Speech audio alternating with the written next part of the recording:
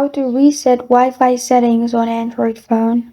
Hi everyone, I'm here to assist you today. Without any delay, let's jump right in. First, open settings on your device. Click on Wi-Fi and network at the top. After that, click on Wi-Fi at the top. Then you'll find your connected Wi-Fi. Click on the gear icon beside it. After you've clicked on the gear icon, in here you'll find Forget option. Simply click on Forget to reset this Wi-Fi. After that, you can connect it if you want.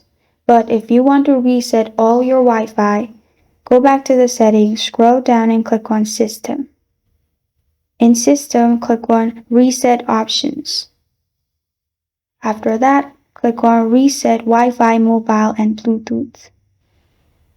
Then you can simply press on Reset Settings and all your network settings will be reset.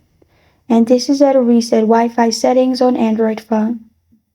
Thank you for joining me today. If this video helps you out, please leave a like and subscribe for more. Got a question or want to suggest a topic? Comment below. Thank you for watching.